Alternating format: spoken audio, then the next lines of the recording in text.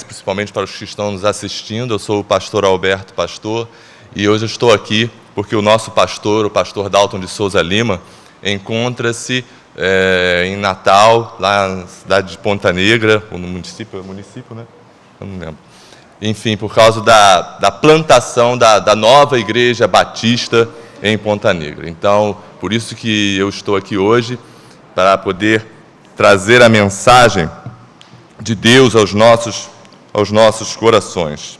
Nós acabamos de cantar: enquanto Salvador teu livro eu ler, meus olhos vêm abrir, pois quero ver da mera letra além a ti, Senhor.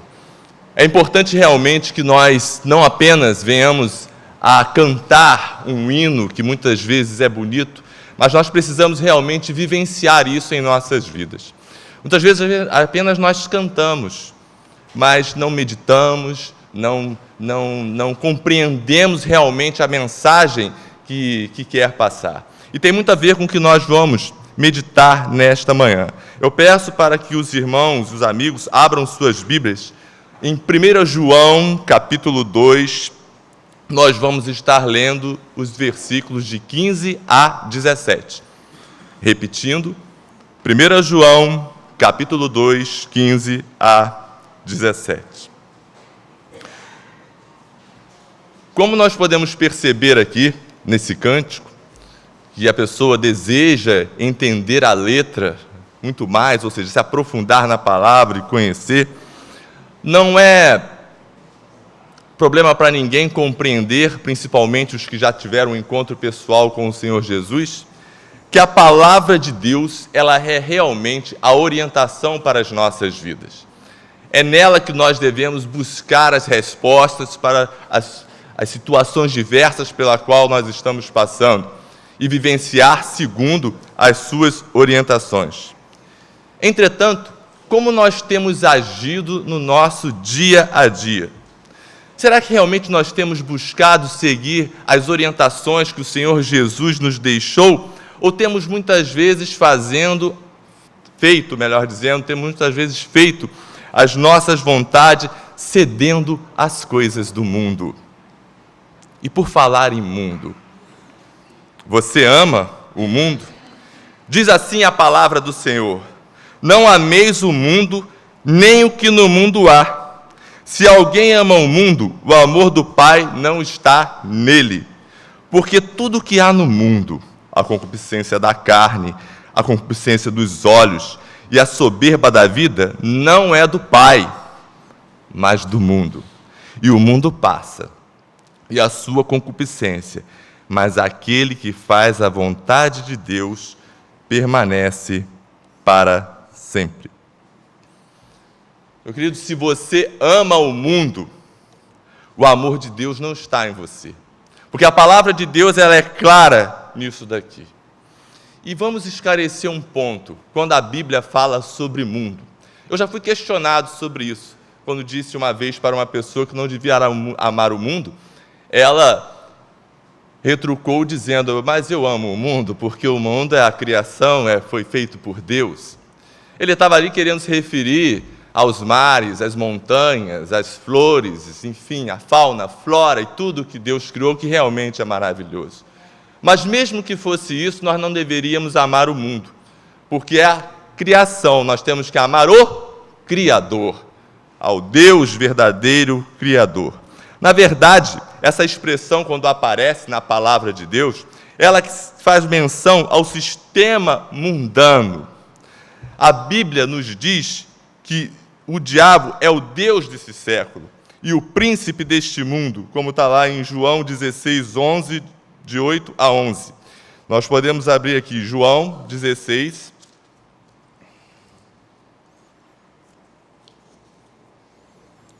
João 16, de 8 a 11, diz o seguinte: e quando ele vier, convencerá o mundo do pecado e da justiça e do juízo. Do pecado, porque não creem em mim. Da justiça, porque vou para meu Pai e não me vereis mais. E do juízo, porque já o príncipe deste mundo está julgado. Se referindo a Satanás, o príncipe deste mundo. Então, a Bíblia fala justamente disso. esse mundo, essa sociedade afastada de Deus, quando se refere não ameis o mundo, mas a essa situação aqui. Essa sociedade sem Deus, dominada pelo diabo e pelo pecado. Todo o mundo que realmente não tem o Deus como guia, vive dessa forma, afastado de Deus, sob o domínio do mal. Para um verdadeiro cristão, o amor ao mundo não pode existir. Nós precisamos realmente ser obedientes à palavra de Deus. Como nós cantamos aqui, quero realmente entender a sua palavra, Senhor. Além da letra, nós precisamos ser obedientes à palavra de Deus. E ao longo da história, nós realmente temos visto as pessoas andarem segundo as leis do mundo. E vão mentindo, se prostituindo, vivendo em adultério, bebendo, e muitas vezes aqueles que dizem que não bebem frequentemente, dizem que bebem socialmente. Ao longo da história isso realmente tem acontecido. Mas quando essas ações partem de não convertidos, nós vamos e dizemos assim, ora, eles não conhecem a palavra de Deus. Mas pasmem, porque muitas vezes ações deste tipo, ações mundanas, têm partido de cristãos, sim. Os valores da sociedade nós sabemos que estão todos pervertidos. O que era correto, ou melhor, o que é correto, hoje é passado como se não fosse uma coisa correta. Nós temos visto isso claramente na mídia e no dia a dia nosso, nas convivências. O cristão, ele tem que realmente ser firme nas suas convicções e não ceder às tentações do mundo. Muitas vezes o cristão ele começa a ceder às tentações do mundo para ficar, como dizem os jovens, bem na fita. Nós necessitamos realmente nos socializar, mas isso não quer dizer que nós tenhamos que abrir mão das convicções que a palavra de Deus nos coloca em nossos corações. Precisamos estar firmes nas convicções e não ceder às coisas do mundo para ficar bem com o mundo e, na verdade, mal com Deus. E fiquem sabendo que quanto mais você, ou eu, ou cada um de nós, buscar a palavra de Deus e buscar o cumprimento da sua vontade, nós seremos realmente odiados pelo mundo. A palavra de Deus deixa isso claro lá em Mateus 10, 22, quando diz o seguinte, Mateus 10, 22, diz o seguinte, e odiado de todos sereis por causa do meu nome, mas aquele que perseverar até o fim, este será salvo. Não adianta, meu querido.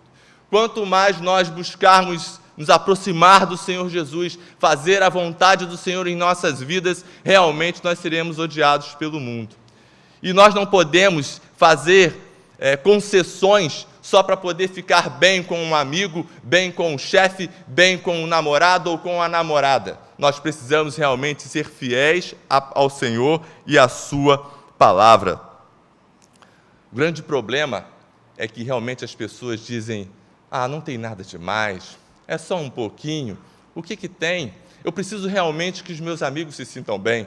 Então, um exemplo, você vai ter a sua festa de casamento, e você é um cristão, e a sua esposa também, mas você tem realmente amigos que não são crentes, e aí você vai e serve bebida alcoólica no seu casamento, e você coloca músicas do mundo para tocar no seu casamento. Não! Você não pode assistir assim porque você está agindo como o mundo. Que testemunho você está dando? Quando eu estava para casar, eu fui questionado por um amigo, vai haver bebida, Alberto? Eu falei, não vai haver bebida. Então eu não vou. Eu falei, gostaria muito que você fosse, que ele era um amigo, e ele não foi. Mostrou que não era amigo, né? Na verdade. Não foi, porque não ia ter bebida alcoólica. A bebida para ele era mais importante do que a minha união com a minha esposa, que, glória a Deus, estamos juntos até hoje, independente da presença dele ou não, porque é Jesus que está presente em nossas vidas. Então, meu querido, nós não temos que ceder coisa nenhuma para agradar o mundo. Nós temos que fazer a vontade do Pai. E as pessoas estão cedendo devagarinho, fazendo, sem que pareça que é uma coisa errada. Não, Deus me ama dessa forma mesmo. Não, querido, Deus não vai te amar se você continuar agindo dessa forma. Ele ama, sim, o pecador, mas não ama o pecado. E nós precisamos ser firmes e não fazer sedições. Analisemos o que diz a palavra de Deus. Lá em 1 João 2,15, as pessoas que amam o mundo e tudo o que tem nele. E como falar de amar ao mundo e tudo o que tem nele, se não nos lembrarmos da palavra de Deus que diz em Mateus 24,12, e por se multiplicar a iniquidade, o amor de muitos se esfriará. Realmente a iniquidade ela tem aumentado a cada dia. E essa iniquidade aumentando tem feito as pessoas não terem mais amor por Deus e procurarem amar mais o mundo do que a Deus, justamente porque essa iniquidade está se aumentando. Vemos uma juventude longe do Senhor Jesus, vemos pessoas longe do Senhor Jesus, vemos casamentos sem temor ao Senhor, vemos casamentos sendo feitos que não estão de acordo com o que o Senhor programou, que é o homem casando com a mulher e a mulher casando com o homem. E a sociedade tem passado isso como normal, de homem com homem, mulher com mulher, só que isto é pecado, porque a palavra de Deus condena isso de forma veemente, e nós não podemos, entendeu, aceitar isso pacificamente, nem que para isso temos que pagar com a própria vida, porque assim o Senhor espera de cada um de nós. O grande problema é que nós ficamos com medo e ficamos fazendo sedições, não podemos agir assim, temos que ser firmes em relação à palavra de Deus, estar do lado do Senhor. E é espantoso como muitas vezes as pessoas deixam o Evangelho, deixam o Senhor Jesus por coisas fúteis. Existe a história de um rapaz que ele era cristão e ele vivia na igreja, cantava louvores, participava com os amigos dos cânticos, cantando na frente da igreja, enfim. Mas aí ele foi e arrumou uma namorada que não era cristã. E aí ele começou, para fazer a vontade da namorada, ceder a tudo o que ela queria. E passou a frequentar onde ela fazia as suas reuniões, ela era da Umbanda, e ele começou a se desviar. E ele não contou para esse outro amigo dele o que ele fazia, talvez por vergonha.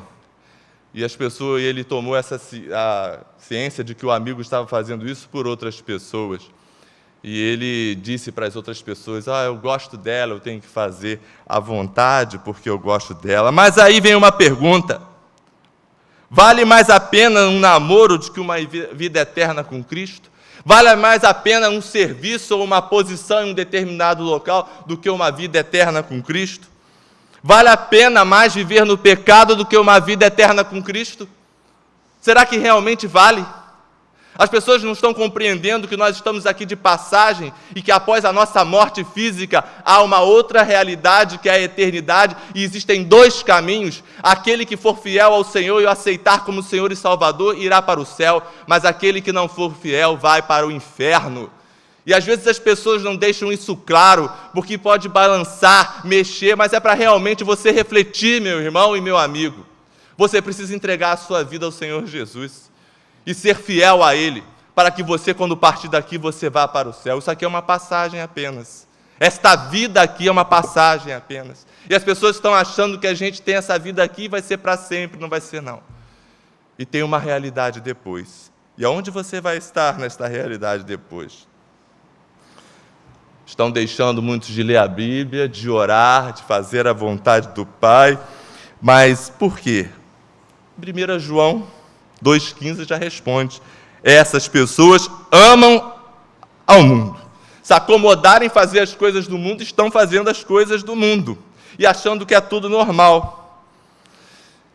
Queridos, o nosso coração é como se fosse um alicerce. O nosso tesouro maior está no nosso coração. Mateus 6:21 fala justamente sobre isso. Mateus 6:21 diz o seguinte, a palavra do Senhor.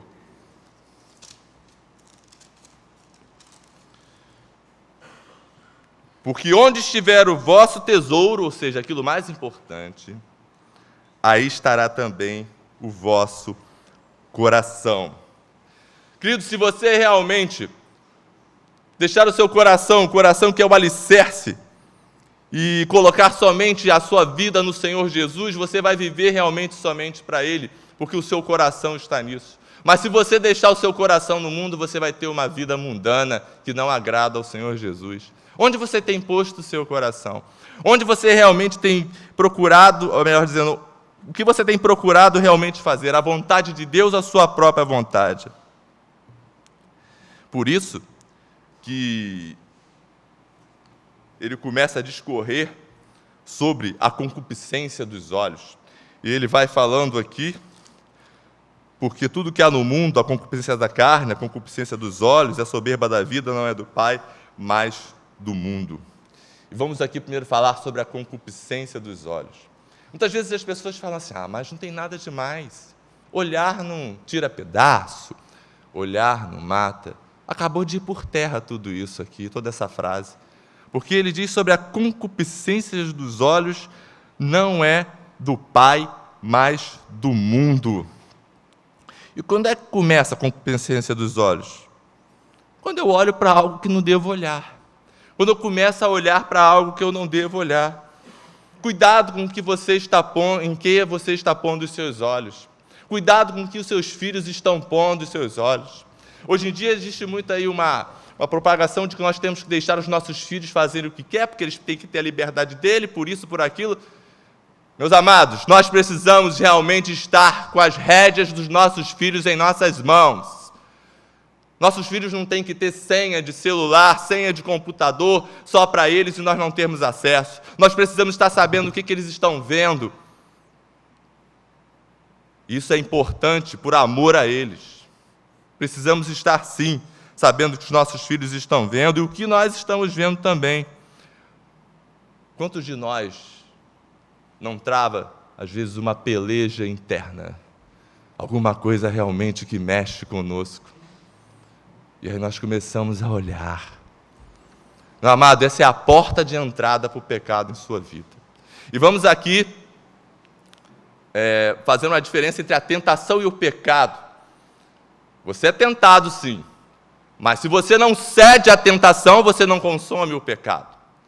E nós precisamos estar atentos a isso, para que nós não venhamos a cair naquilo de achar que por tudo que eu penso, então eu estou pecando. Não. O problema da concupiscência dos olhos é que você dá vazão. Você deixa se levar. E aí nós vamos entrar na concupiscência depois da carne. Pornografia, sensualidade, meios ilícitos para se ganhar dinheiro. Eu começo a escorrer meus olhos olhando para tudo isso. Precisamos ter cuidado. Desvie-se do mal. Não bote os seus olhos nessas coisas que não agradam a Deus. Está na televisão, apareceu alguma coisa? Desliga a televisão, mude de canal. Hoje, com as redes sociais, muitas coisas aparecem lá no feed de notícias. Apaga aquilo ali, deleta, descarta o amigo, ou seja o que for, mas não coloque os seus olhos. Agora, existe uma outra coisa ainda em relação à concupiscência dos olhos. É quando não somente a pessoa está olhando, mas ela está se tornando o objeto da concupiscência. É triste ver que muitas vezes os cristãos, estão colocando na internet fotos sensuais para despertar o interesse e a concupiscência dos olhos. Você é bonito, você é bonita? Guarde-se para o seu esposo, para a sua esposa. Veja o que você está postando, veja o que você está escrevendo, porque isso não tem agradado ao Senhor. Você está sendo um objeto da concupiscência. E aí o mundo olha e fala, olha, aquela pessoa, aquele rapaz, aquela moça é cristão, mas olha só, que diferença tem se você está agindo como o mundo? Cuidado. Devemos tomar cuidado com aquilo que olhamos. Veja o que o salmista diz lá no Salmo 101:3. Não porei coisa má diante dos meus olhos, aborreço as ações daqueles que se desviam, nada se me pegará. Não podemos colocar coisas más diante dos nossos olhos, porque isso aborrece ao Senhor, essa atitude nossa. E ele continua discorrendo sobre a concupiscência da carne, porque vem primeiro a concupiscência dos olhos, aí você faz a sedição, você vai para os pensamentos, aí começa a ceder à vontade da sua carne. Nós sabemos que assim, o poder da imaginação ele é incrível. Somente de olhar para algo nós começamos já a meditar. Quantas vezes vocês ouvir uma história em que vocês se colocaram na história e vivenciaram a história. O poder da imaginação é muito grande. Nós pensamos coisas, várias coisas, e podemos pensar coisas absurdas, e isso é perigoso. Pensamento marca nossas vidas, e nós temos que ter cuidado com o que nós estamos fazendo com ele. Às vezes são coisas momentâneas, mas que vamos levar para a vida toda. Portanto, cuidado com o que você está dando vazão aos seus pensamentos, à sua carne. Como já dissemos aqui, e vamos aqui falar de novo, a concupiscência, ela o que é? Ela é o desejo desordenado. E esse desejo desordenado, muitas vezes começa a crescer no nosso campo intelectual e vamos dando vazão à carne. Aí vem a concupiscência da carne. Mas você, meu amado, que já aceitou o Senhor Jesus, tem o privilégio de ter a mente de Cristo. A mente de Cristo. Está lá em 1 Coríntios 2,16. Porque quem conheceu a mente do Senhor para que possa instruí-lo? Mas nós temos a mente de Cristo. O que você tem feito com ela? O que eu tenho feito com ela? Nós temos a mente de Cristo. E nós vamos ficar divagando os nossos pensamentos em coisas que não agradam a Deus. Tenho utilizado a minha mente para um propósito digno diante de Deus, ou tenho cedido às minhas vontades, fazendo a vontade da carne? E aí ele fala sobre a soberba da vida. Chegamos aqui no último ponto, a soberba da vida. A soberba da vida pode ser traduzido como querer ser superior, querer ter uma vida superior. Eu quero realmente mais. Uma ambição criada pela soberba faz com que realmente nós tenhamos uma jornada realmente que não agrade a Deus, que façamos sempre as nossas vontades.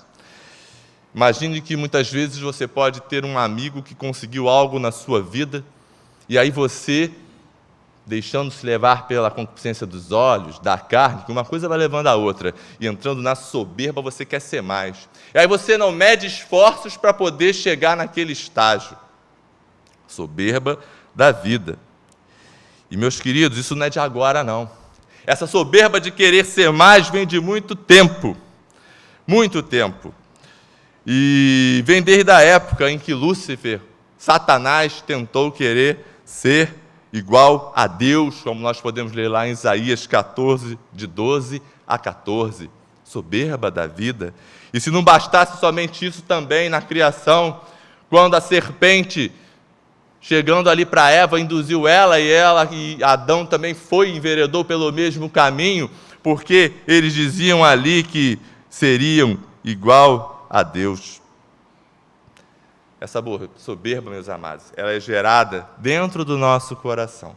E nós precisamos ter cuidado com isso, porque ali no nosso coração, a Bíblia vai dizer que de tudo que nós devemos guardar, o principal deve ser o coração, porque dele procedem as saídas da vida. Está lá em Provérbios 14, 23.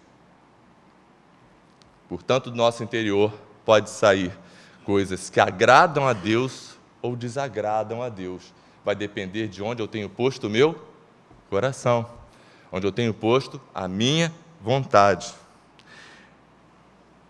E no versículo 17, ele conclui dizendo: e o mundo passa e a sua concupiscência. O mundo passa e a sua concupiscência. Como nós falamos aqui, essa vida aqui acaba, mas tem uma outra eternidade, com dois caminhos. Mas aquele que faz a vontade de Deus permanece para sempre. Tudo isso que nós citamos, que sabemos que não agrada a Deus, vai passar, vai ter um fim.